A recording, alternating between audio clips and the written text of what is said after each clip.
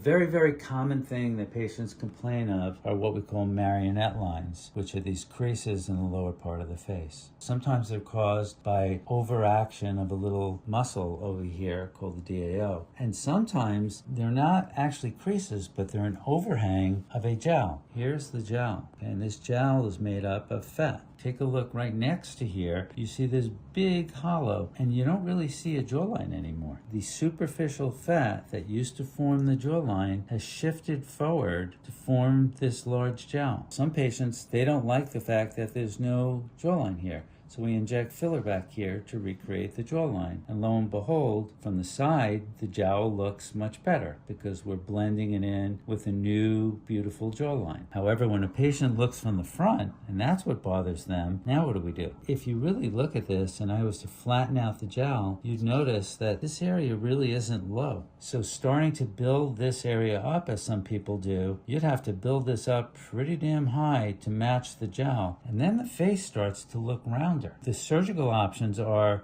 to do a lower face lift, tighten the muscle underneath, do a little liposuction of the jowl, and bring some of the jowl also back towards the jawline. In a person that wants no surgical alternative, what one can do is dissolve part of this jowl. And how do we do that? We use Kybella. If we dissolve this entire jowl, we're going to have a lot of skin to deal with. So instead of a bulge, a person's going to have a lot of loose skin. Dissolving part of the jowl and then putting a little filler in front is a compromise. We have to be cognizant of the fact that this jowl is going to form a crease here. And once that crease forms, that crease will always be there. It's not uncommon we put a little bit of filler here to stop that crease from forming, and sometime later on, that patient does something surgical in the lower face.